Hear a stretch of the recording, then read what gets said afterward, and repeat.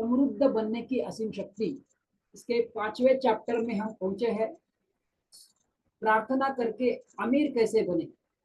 तो ये जोसेफ पर्फी की किताब समृद्ध बनने की असीम शक्ति, इससे सही में प्रार्थना करके मैं अमीर बन रहा हूँ और मेरे जो क्लाइंट है उनको भी मैं अमीर बना रहा हूँ। मैं 1 से 3 लाख रुपए चार्ज कर रहा हूँ। तो आशा है मेरा ये प्रयास आपको अच्छा लग रहा है, आप भी इसका लाभ लीजिए और औरों को भी इसका लाभ दीजिए। तो चलिए चलते हैं चैप्टर 5 की तरफ, जो हमें बताता है प्रार्थना करके अमीर कैसे बने। हर एक इंसान अमीर बनना चाहता है, तो कैसे इस बुक के सभी प्रिंसिपल्स जो हमें प्रूवन प्रिंसिपल्स जो हमें जोसेफ पर्फी सिखा रहे हैं और हम उसको यूज करेंगे तो डेफिनेटली हम अमीर बन जाएंगे। तो चलिए सुनते हैं, नोट्स बनाइए पॉइंट्स के साथ जो आप यूज करने वाले। मैं हमेशा बोलता हूँ अप्लाई नॉलेज इज पावर। तो चलिए शुरुआत करते हैं। धरती की गहराइयों से आपको असंख्य संपदाएं मिल सकती है, जैसे सोना, चांदी, प्लेटिनम, यूरेनियम, गैस, तेल, हीरे और अनगिनत कीमती पत्थर व धातुएं तथा उनसे उत्पन्न होने वाले ढेर सारे सह उत्पाद। बहरहाल जैसा पहले बताया गया है, जीवन की असली दौलत मनुष्य के अवचेतन की गहराइयों में रहती है। इस पॉइंट को नोट कीजिए, मैं इसको रिपीट करना चाहूंगा। बहरहाल जैसे बताया गया है, ने 4 चैप्टर में समझा है, जीवन की असली दौलत मनुष्य के अवचेतन की गहराइयों में रहती है। यह मनुष्य की आंतरिक प्रज्ञा जो उसे हमेशा धरती के खजाने खोजने, उनका उपभोग करने और उनका वितरण करने में समर्थ बनाती है। धरती में है, पर इंसान की आंतरिक प्रज्ञा उस धरती से उस खजाने को खोजने के लिए और उनका उपभोग करने और उनका वितरण करने में समर्थ बनाती है। तो इंपॉर्टेंट है इंसान। संसार के सबसे कीमती चीजें आपके भीतर है। बहुत ध्यान से इसको समझिए, इस पंक्ति को अपने अंदर उतारिए। संसार की सबसे कीमती चीजें आपके भीतर है। क्या है देखते हैं। मिसाल के तौर पर आपके अवचेतन गहराइयों में आप असीमित प्रज्ञा, अनंत बुद्धि, अपार शक्ति और ईश्वर की उपस्थिति, ये सारे चमत्कार और महिमा पाएंगे। तो फिर से पढ़ता हूं। मिसाल के तौर पर आप अपनी अवचेतन गहराइयों में आप असीमित प्रज्ञा, अनंत बुद्धि, अपार शक्ति और ईश्वर की उपस्थिति के सारे चमत्कार और महिमा हम अपने अंदर पाएंगे। प्रार्थना के लिए मार्गदर्शन के लिए प्रार्थना करें और यह आपको मिल जाएगा। ये पंक्ति बहुत इंपॉर्टेंट है। जब आप मार्गदर्शन के लिए प्रार्थना करोगे आपको मिल ही जाएगा। आप अपने आंतरिक दौलत पाने के लिए चिंतन कर सकते हैं और नए रचनात्मक विचारों, आविष्कारों, खोजों, मधुर संगीत, नए गीतों तथा सभी समस्याओं के जवाब रूपी कीमती पत्थर और रत्न निकाल सकते हैं। तो ध्यान से एक बार फिर से पढ़ता हूं, आप नोट डाउन करें। आप अपने आंतरिक दौलत, कौन सी दौलत की बात कर रहे हैं जोसेफ मर्फी? आंतरिक दौलत। आपके आंतरिक दौलत पाने के लिए चिंतन कर सकते हैं, सोच सकते हैं और नए रचनात्मक विचार, आपके जो भी काम है उसमें रचनात्मक विचार चाहिए, आविष्कार, आपको कुछ आविष्कार करना है, खोज करना है, मधुर संगीत आपको बनाना है, नए गीत तथा सभी समस्याओं के जवाब रूपी कीमती पत्थर और रत्न निकाल सकते हैं आपके अपने अंदर के खजानों से। आंतरिक दौलत का खजाना पाने के बाद आप हमेशा और शर्तियां प्रकृति की भारी दौलत भी पा लेंगे। बहुत सुंदर पंक्ति बताई है दोस्तों, मैं फिर से पढ़ना चाहूंगा। आंतरिक दौलत का खजाना पाने के बाद आप हमेशा और शर्तियां प्रकृति की बाहरी दौलत भी पा लेंगे, क्योंकि जैसा भीतर वैसा बाहर। जैसे आपके अंदर है वैसा ही आप बाहर पा लोगे। चलिए इसके एग्जाम्पल को मैं बता रहे हैं, उस एग्जाम्पल को समझते हैं, पढ़ते हैं, सुनते हैं। उसने आध्यात्मिक स्वर्ण कैसे खोजा? क्या आध्यात्मिक स्वर्ण? हाल ही मुझे एक महिला का पत्र मिला, उसमें उसने लिखा था, मेरे पति और मेरी शादी को 30 साल हो गए, उनकी उम्र 65 है और मेरे 55, वो उनका अपने पति का 65 और खुद का 55 बता रहे। हमें 5 बच्चों का वरदान मिला है। हम सुखद और शांतिपूर्ण जीवन जी रहे थे, सॉरी, या कम से कम मुझे तो ऐसा ही लगता था। बहरहाल हाल ही में मेरे पति ने मुझे बताया कि 3 साल से भी ज्यादा समय से उनके ऑफिस की एक युवा स्टेनोग्राफर से चक्कर चल रहा है। उन्होंने मुझसे बड़ी बेरुखी से कहा कि मैं बात को समझूं जब तक कि मामला रफा दफा न हो जाए। देखिए, उस पति ने उस पत्नी को बोला है 30 साल हो गई शादी को, मेरे स्टेनोग्राफर के साथ लफड़ा चल रहा है, जब तक वो लफड़ा सेट नहीं होता तब तक रफा दफा ना हो जाए, तब तक क्या था, बेरुखी से कहा कि बात को समझे जब तक कि मामला रफा दफा न हो जाए। इनकी प्रतिक्रिया क्या थी वो सुनेंगे, और जोसेफ मर्फी ने उनको क्या गाइड किया, उस गाइडेंस के बाद उनका जीवन में कैसे बदलाव आया ये भी हम समझेंगे। मैं क्रोधित और आहत हूँ, आप भी ऐसे ही हो जाएंगे।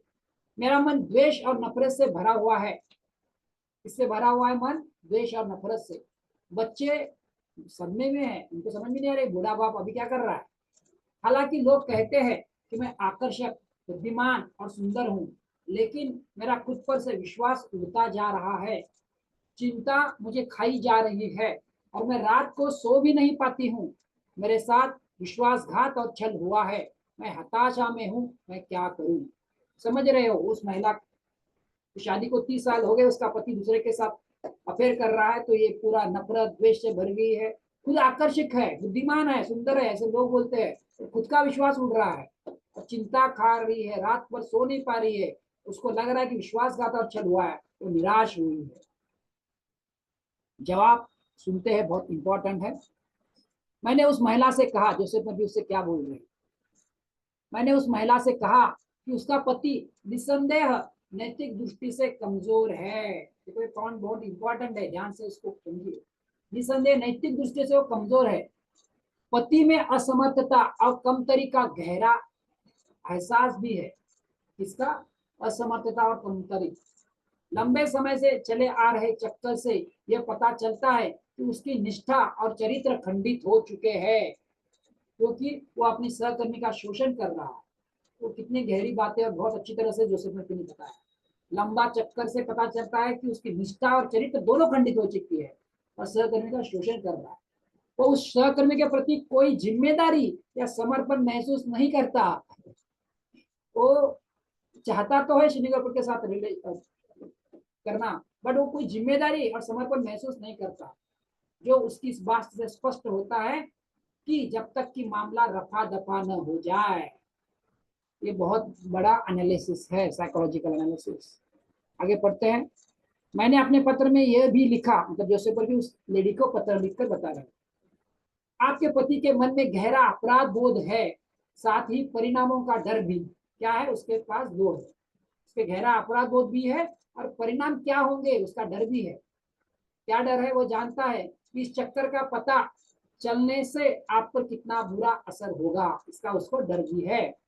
शायद उसने आपको मजबूरी में इसलिए बताया है, इसलिए बताया है मजबूरी में, क्योंकि उसकी प्रेमिका उस पर दबाव डाल रही होगी कि वह आपको तलाक देकर उससे शादी कर ले। उसने मजबूरी में आपको बताया है।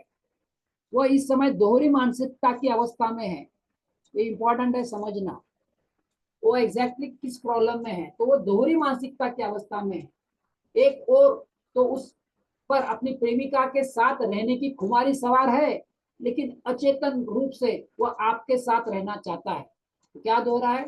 वो गर्लफ्रेंड के साथ भी रहना चाहता है और आपका भी साथ चाहता है। तो दोहरी मानसिक अवस्था है। अपने पति से खुलकर चर्चा करे, सोल्यूशन बताया जोसेफ ने। क्या बताया है? अपने पति से खुलकर चर्चा करे। क्या चर्चा करना है?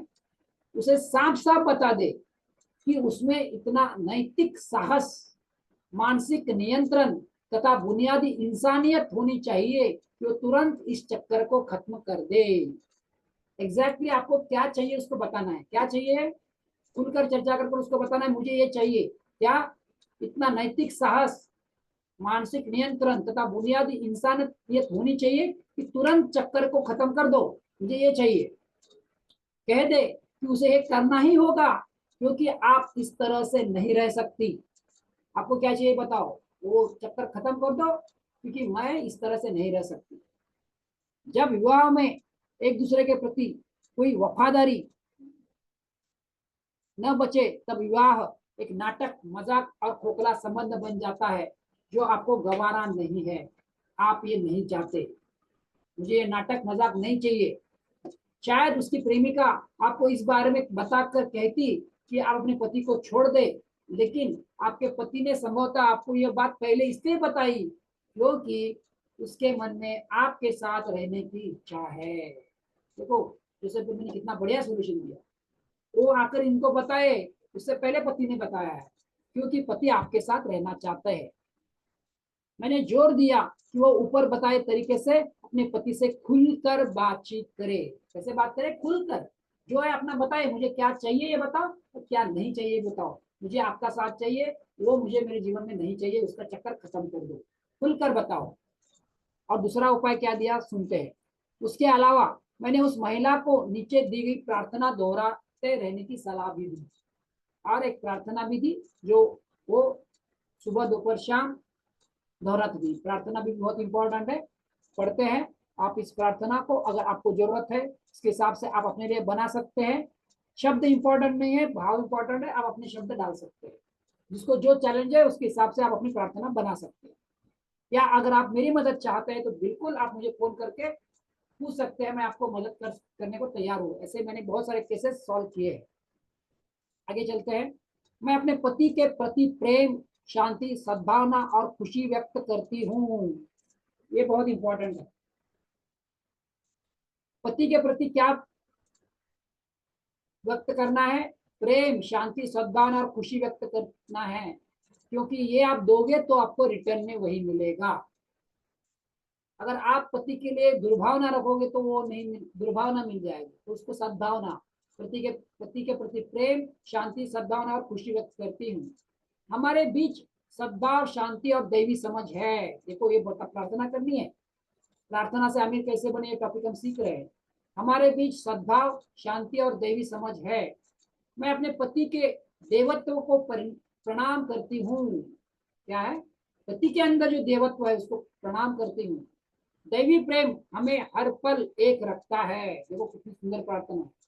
दैवी प्रेम जो है, हमें क्या चाहिए बताना है, कुदरत को, नेचर को। दैवी प्रेम हमें हर पल एक रखता है। ईश्वर इसके माध्यम से सोचता है, बोलता है और कार्य करता है।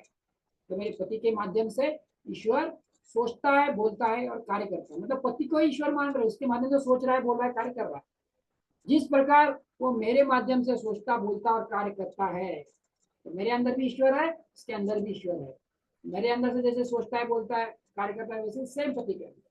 हमारा विवाह ईश्वर और उसके प्रेम को अर्पित है। तो विवाह है वो ईश्वर को अर्पित कर रहे हैं। बहुत सुंदर प्रार्थना है। आपको अगर जरूरत हो जरूर इसका प्रिंट स्क्रीन ले ले, और आप हिसाब से, अपने हिसाब से बना ले। मेरे पास जो क्लाइंट आते हैं, मैं उनको यही बुक से यही प्रार्थना देता हूँ, या जरूरत के हिसाब से कुछ वर्डिंग चेंज करके देता हूँ, जिसका मैं 1 लाख 3 लाख रुपए चार्ज करता हूँ। तो डेफिनेटली इस किताब का आप भी लाभ ले, और औरों को भी ये मैसेज, ये वीडियो फॉरवर्ड करके उनको भी लाभ दे, और उनकी समस्या सॉल्व करने में इस वीडियो के माध्यम से आप भी निमित्त बन सकते हैं। चलिए आगे पढ़ते हैं। क्या स्वर्णिम परिणाम मिला, देखते हैं। उस महिला ने ऊपर बताए तरीके से लगभग 1 सप्ताह तक प्रार्थना की।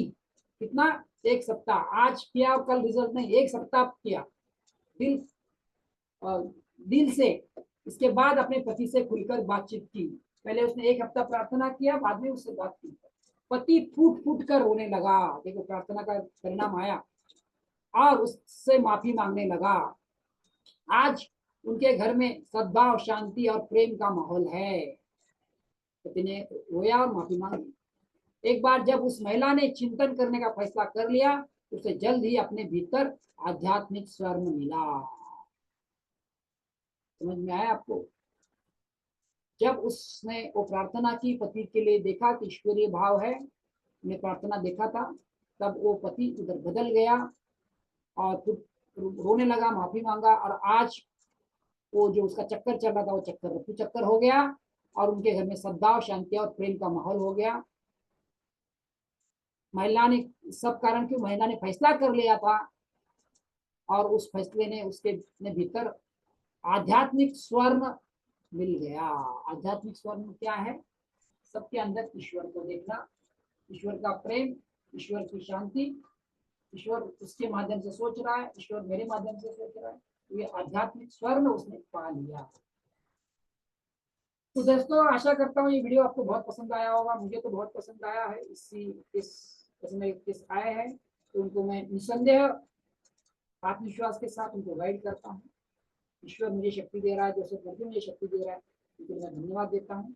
मेरा प्रयास आपको अच्छा लगा है तो इस वीडियो को लाइक कीजिए। हमारे चैनल को अभी तक सब्सक्राइब नहीं किया तो चैनल को सब्सक्राइब कीजिए और बेल आइकन याद से प्रेस करें, सो दैट मैं नया वीडियो बनाऊंगा तो सबसे पहले नोटिफिकेशन आपके पास है। फिर मिलते हैं अगले दिन, तब तक के लिए धन्यवाद। Thank you very much.